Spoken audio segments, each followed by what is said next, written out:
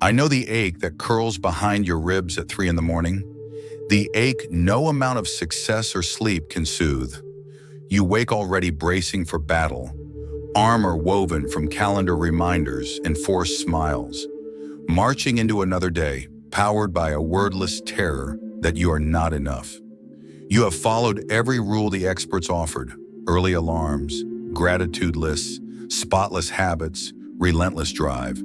Yet inside you carry a small, steady emptiness, a silent doubt that refuses to disappear even when every item on the checklist is crossed out. You hold yourself together with coffee and calendar invites, yet each compliment about your productivity lands like a stone in water, sinking straight through the smile you wear for other people. You feel the collapse waiting just behind your eyes, but you keep moving because motion feels safer than silence. The world calls that resilience, though inside you suspect it is simply fear in a business suit. To be honest, I see the exhaustion stamped across your posture, the secret wish that someone would simply say it is all right to stop. No one ever told you that endless effort can be a cage. No one admitted that trying harder can suffocate the very voice that is begging for rest. So you pace a narrow circle of ambition and guilt, applauded for stamina while your soul grows paper thin. You have been rewarded for coping, never for feeling, and that reward has become a trap. Most psychologists will not tell you this, but the sinking you feel is not failure. It is wisdom pushing against a system that merchandises your energy. The hollowness is not a void, it is a doorway. Listen closely. Under the meetings, the metrics, the forced optimism, there is a deeper rhythm, slow and ancient, and it begins to pulse only when you are still enough to notice. By the end of this video, you will understand why your pain is a gift, why the part of you that cannot keep sprinting is not weak but fiercely wise, and why stopping can be the strongest act you will ever choose. You have been taught that grit cures everything, that another affirmation, another mindset tweak, another neatly highlighted paragraph in the latest bestseller finally unlocks the joy you keep postponing. You invested years and whole paychecks into conferences that promise transformation, into notebooks packed with color-coded plans, into silent vows that this time you would keep the morning routine flawless. Each fix glittered like a shortcut out of suffering, and each one faded the moment reality asked for something deeper than performance. Positive thinking told you to rewrite the story, therapy promised insight, productivity hacks swore they would buy you time, yet the night still swallowed you in the same dull ache. No one mentioned the hidden bargain beneath those shiny solutions. They whispered that pain must end quickly, that sadness is a malfunction to be patched, that a stronger work ethic masks every wound. They never admitted that the tools were built to keep you running on a track you never chose. Faster, louder, brighter, but always in circles. Here is what they do not tell their patients. Effort can mutate into anesthesia. Every time you double the push, you have the chance to hear what hurts. The louder the motivational anthem blares, the softer the truth becomes inside your chest. Eventually, the song of improvement drowns the quiet voice that says, I am tired, I am frightened, I need to be held, not optimized. The culture applauds the soundtrack because your endless motion feeds its machines, and every book, app, or guru cashes in on your belief that exhaustion is virtue. To be honest, you followed the instructions perfectly. The system still calls you a success story because outside you look organized and driven. Inside, though, the cost multiplies. Each solution that fails deepens the shame. You start calling yourself broken, stubborn, lazy, when the truth is simpler and more compassionate. You are not defective. You are rebelling against a cure that ignores the root. If these words resonate, subscribe to the channel. The algorithm will show this truth to others, ready to face their shadow. You have done everything right, yet you were set up from the beginning. The manuals never mention the shadow, the childhood contracts, the body memories stored in locked muscles. They never confess that some wounds do not vanish through willpower. They integrate through presence. That realization stings because it means the rescue you waited for will not arrive from outside. Productivity gurus told you that minutes are coins to hoard, that focus is moral purity. Yet the cost of treating life as a spreadsheet is the slow erosion of wonder. They preached upgrade after upgrade, as though the soul were software needing a new patch. You installed every patch and still crashed because humanity cannot be compressed into efficiency. Listen closely. The ache beneath your ribs whispers that no hierarchy of goals will feed the part that longs for communion. Your relentless schedule did not fail due to weak will. It failed because the blueprint erased everything messy and alive. When you silence the wild returns as fatigue, as numbness, as quiet grief. That dread is an invitation, not an error. It calls you to stop outsourcing worth to progress charts and welcome the unpolished truth arising in real time. Stepping off the well-lit path feels dangerous, yet it is the only road that leads home. But there is something even scarier, and we will get to that soon. The part of you that accelerates when life feels tight is the same part that once survived a childhood room where love arrived only after achievement.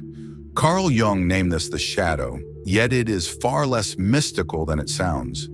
Imagine a small child who learned that silence kept the house calm, that perfect grades silenced the yelling, that helping carried a hidden price tag, approval. That child did not vanish. They grew taller, put on a suit, memorized productivity tips, and built a persona called competent adult.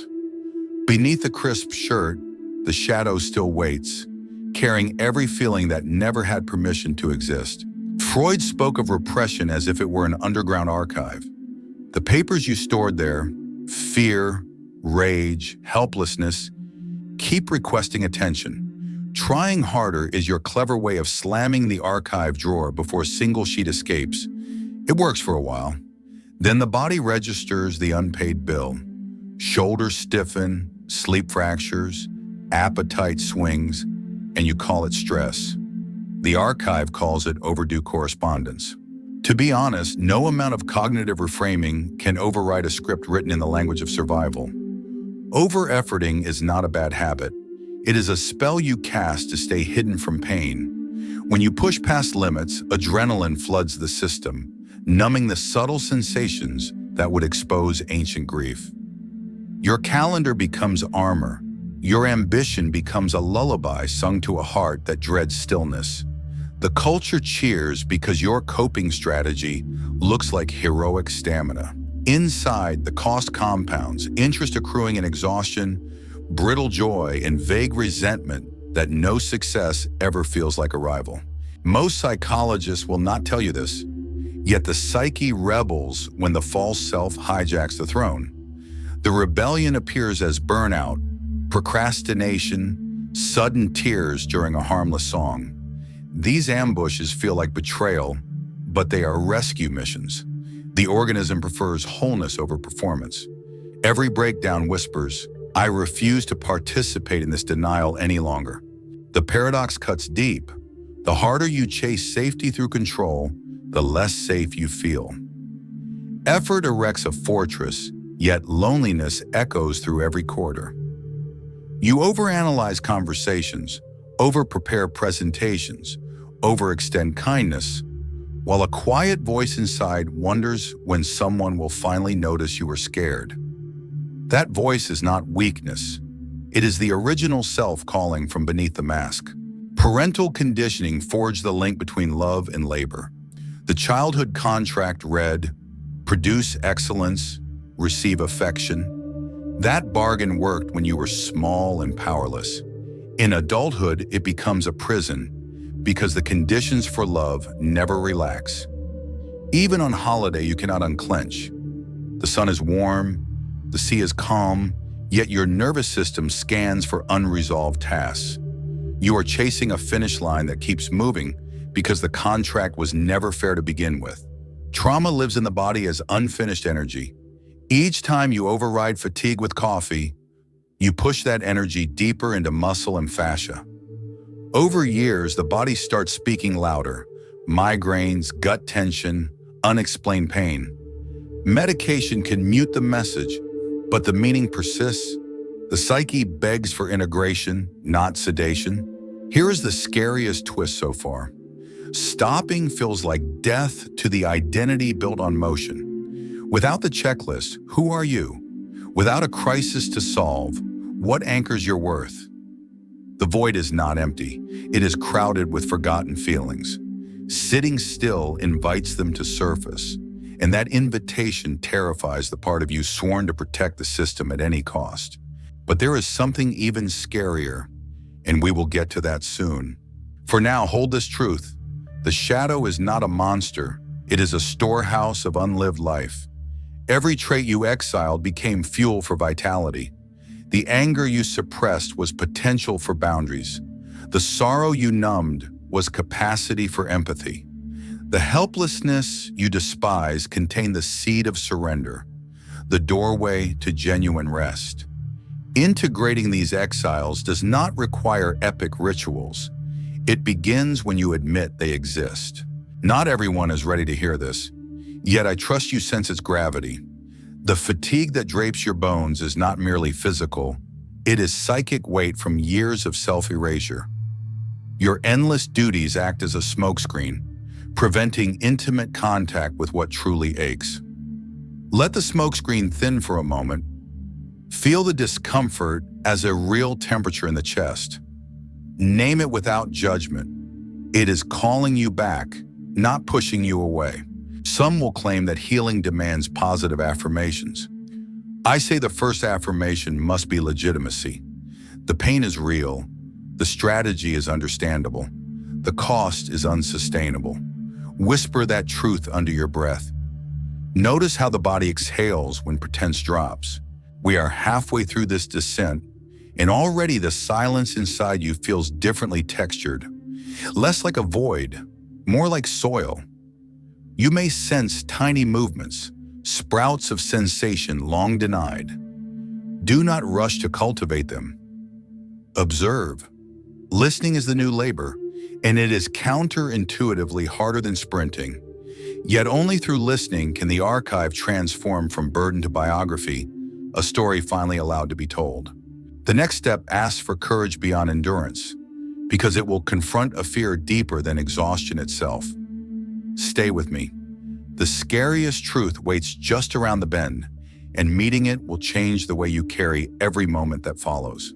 The day you finally cancel every commitment and sit alone with silence, a stranger steps forward from within your own chest. There are no emails to draft, no errands to chase, no eyes measuring your worth through output. Yet something inside still vibrates like a motor without fuel. That agitation is the ghost of an identity built entirely on motion. The room feels wider than usual, the air louder, because without tasks to worship you, confront a presence you never invited. Your unfurnished self. Effort once wrapped you like a uniform, crisp and reassuring, but underneath you remained unclothed, unsure where skin meets awareness. Productivity functioned as camouflage, painting over the rawness of existence. Now, stripped of timelines and applause, you sense a hollowness that resembles hunger, though no amount of food can reach it. This is the moment many people retreat to the familiar buzz of activity, because the alternative exposes a vacancy they mistake for annihilation. To be honest, the emptiness is not a void. It is an unopened field. Nature offers a stark lesson.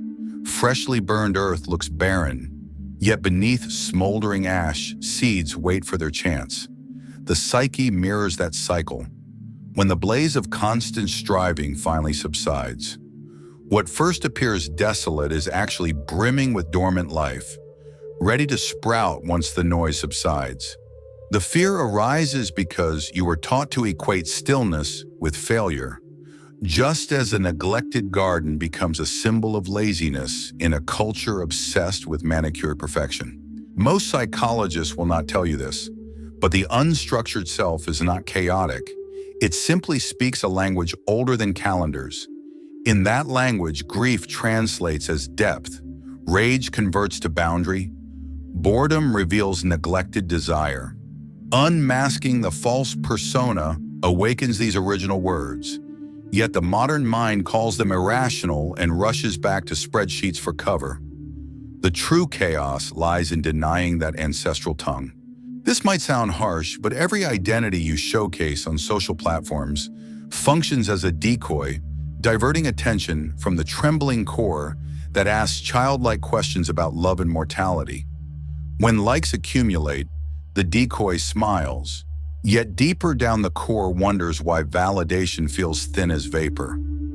That question lingers without punctuation, heavy and unsatisfied, until you meet it without the shield of performance.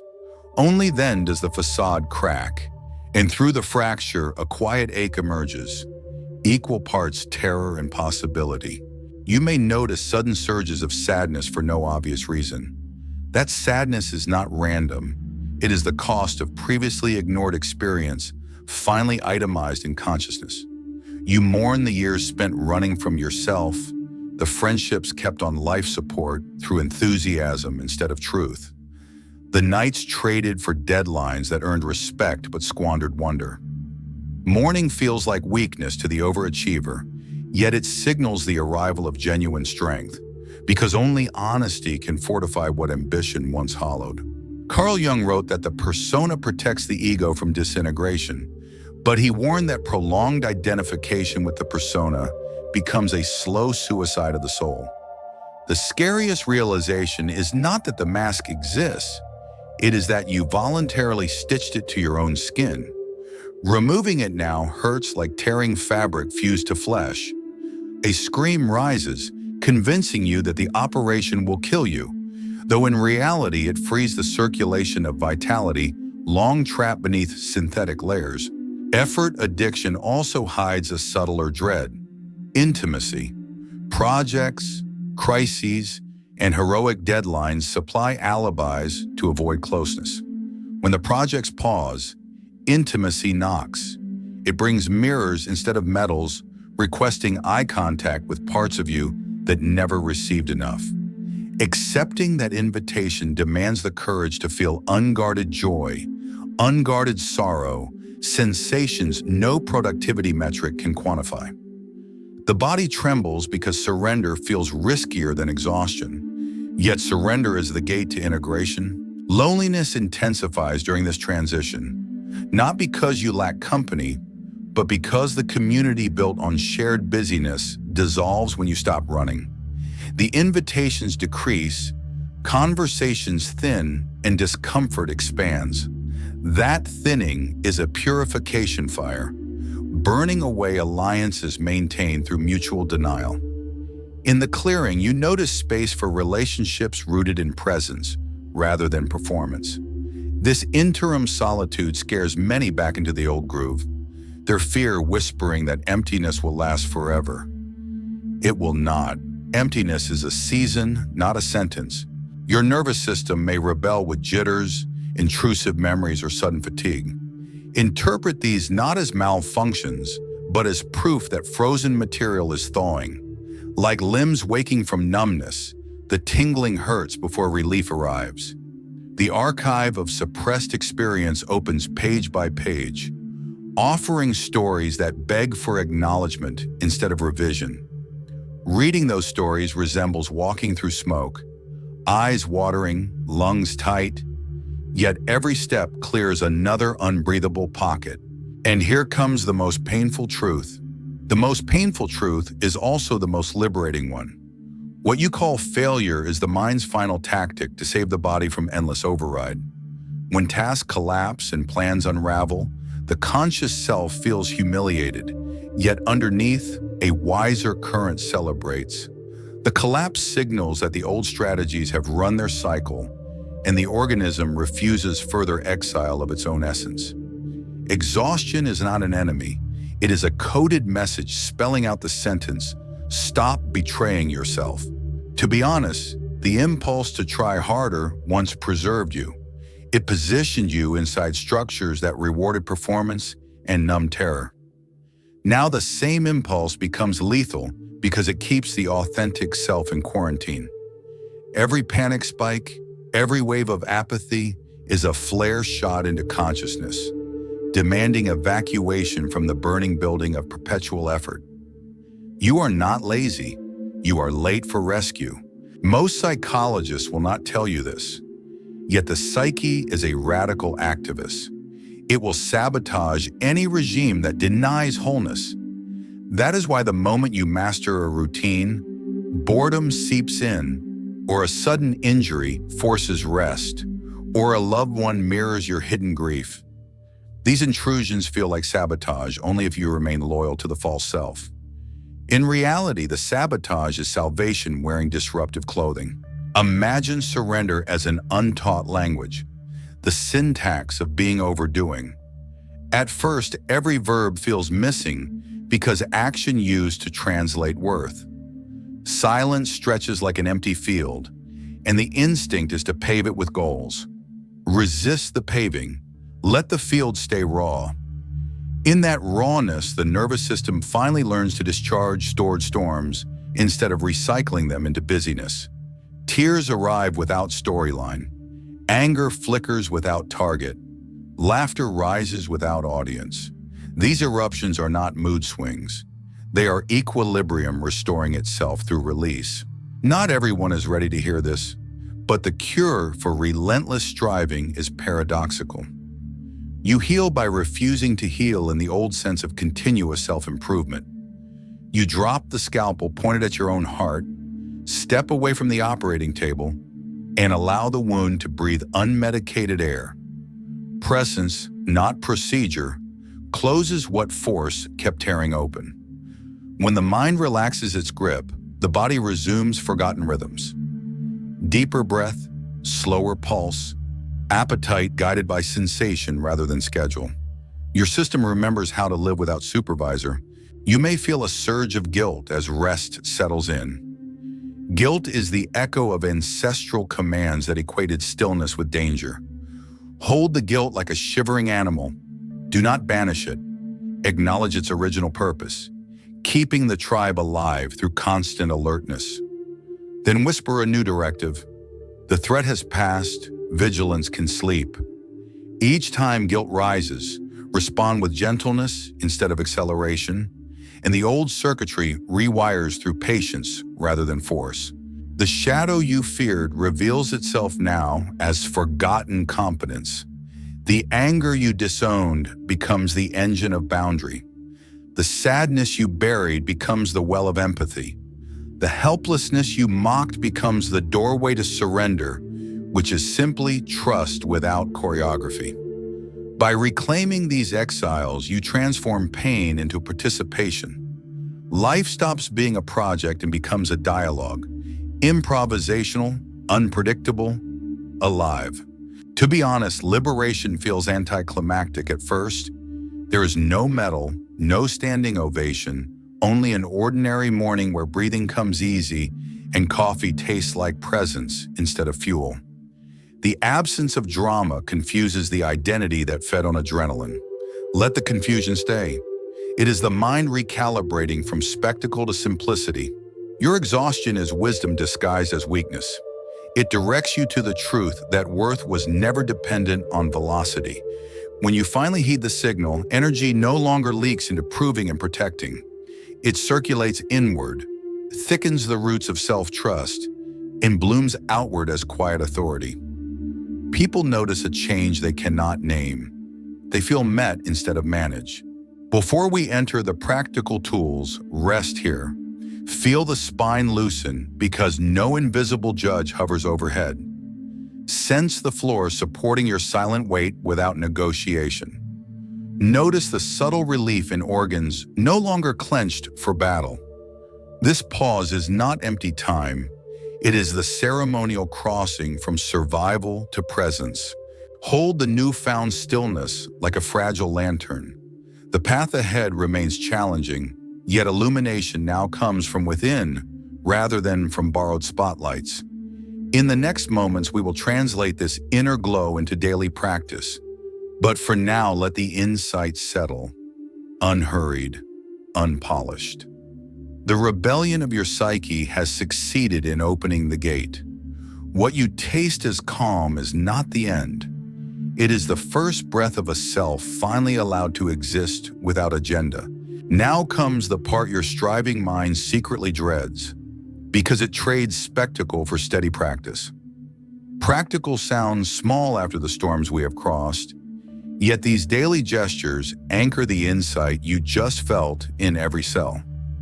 Think of them as gentle weights that teach new muscles how to bear existence without sprinting.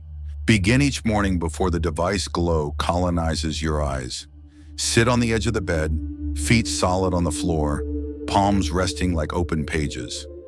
Close the theater of achievement and name what is alive, not what is scheduled. I feel heaviness in the chest, a pulse of anticipation behind the ribs. Speak it softly into the room. The nervous system hears its own language and lowers the alarm. This check-in lasts 1 slow minute, long enough for honesty, yet short enough to bypass the inner critic that demands an essay. Over weeks, the body starts to trust that it will be heard without earning airtime. Carry a pocket notebook or a folded sheet of paper. Call it the shadow ledger. Whenever tension spikes through the day, pause and jot a line that begins with the words I avoid. I avoid asking for help. I avoid admitting boredom. Do not edit or justify. The ledger is not a diary of events, but a record of evasions. Reading it back at dusk reveals the routes by which you leave yourself. Awareness, not force, collapses those escape tunnels.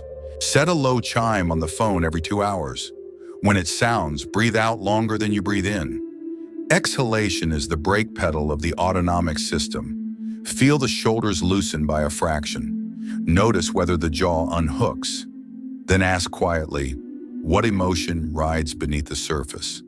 Answer without narrative. Restlessness, sadness, mild joy. The label is enough. Emotions unclench when they receive acknowledgement instead of analysis. Choose one evening each week for embodied unwinding. Lie on the floor with knees bent, soles planted, hands on lower belly. In that posture, gravity teaches surrender. Scan from crown to calves, greeting tension as a character rather than an enemy. Where the scan meets tightness, imagine that area inflating on each inhale and softening on each exhale. 10 minutes transform the floor into a trusted therapist who asks for nothing but presence. Not everyone is ready to hear this, yet the most radical tool is structured idleness. Block 1 hour, label it nothing, defend it like a vital appointment. During that hour, the only rule is no productive outcome. Stare out a window, trace the grain of wooden furniture, listen to distant traffic as if it were a river. The void unsettles the persona addicted to purpose, and that is precisely the medicine. Idleness is the soil where spontaneous curiosity germinates after decades of pesticide productivity.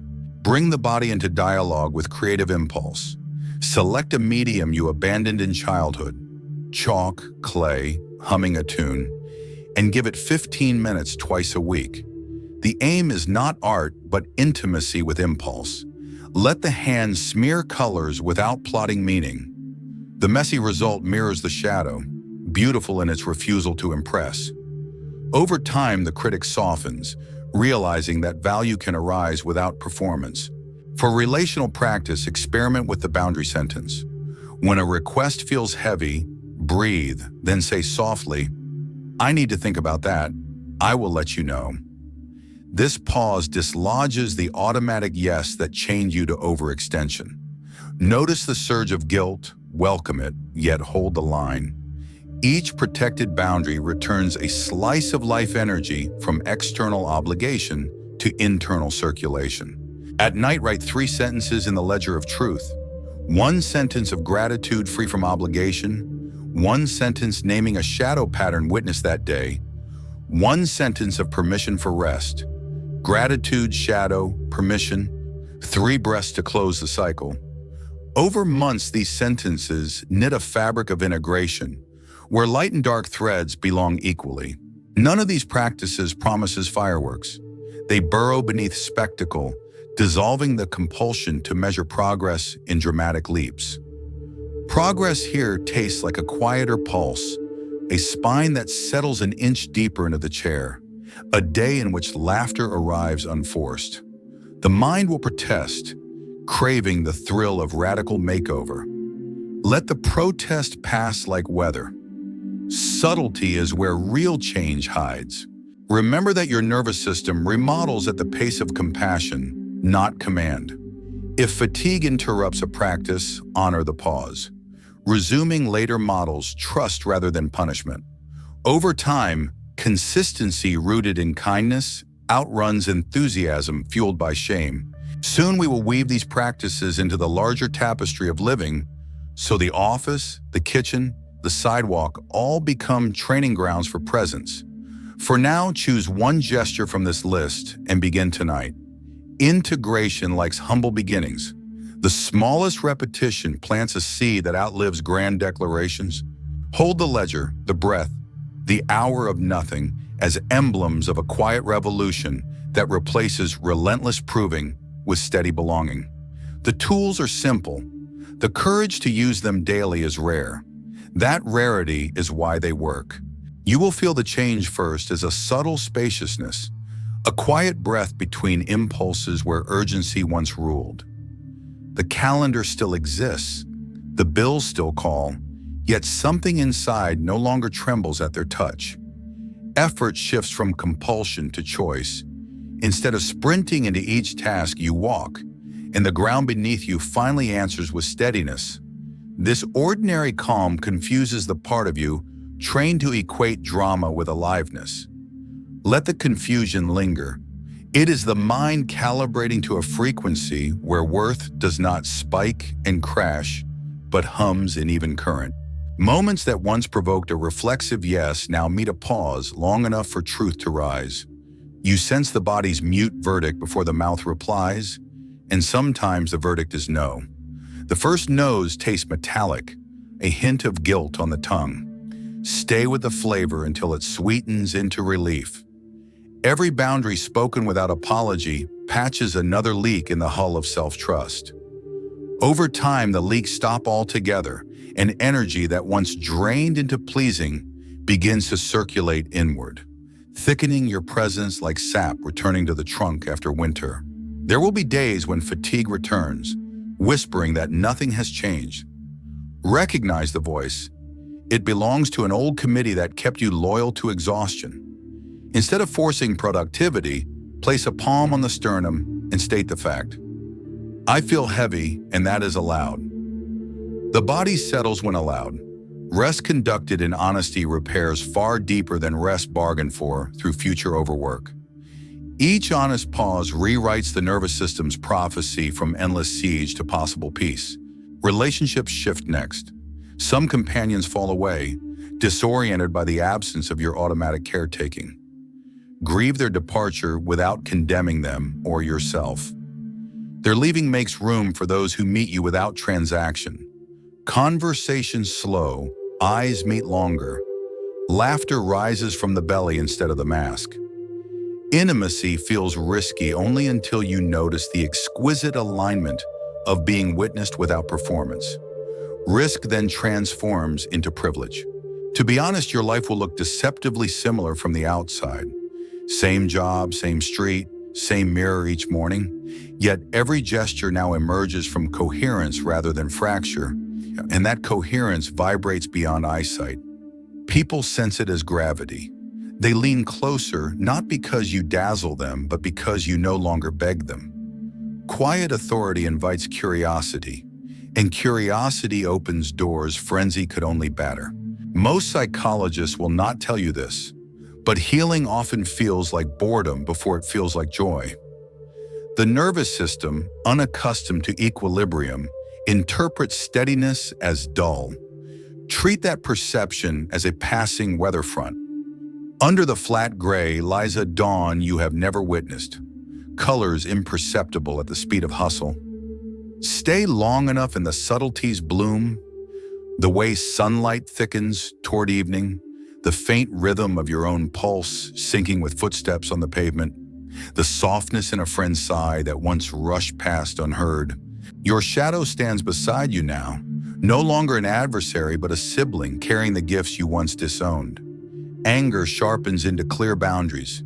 Grief deepens compassion. Fear refines intuition. Together you walk, two halves of one long-divided lineage finally reunited. Integration glows not like fireworks but like embers, steady and warm, capable of outlasting any celebratory spark. If you're ready to drop the mask, write, "I take off the mask." Let's see who's ready for real life. Feel the weight of those words before typing them. You are not performing participation. You are declaring kinship with everyone daring to live unarmored. Our comment thread becomes more than dialogue. It becomes a quiet covenant that none of us will exile our truth for approval again. This is only the beginning.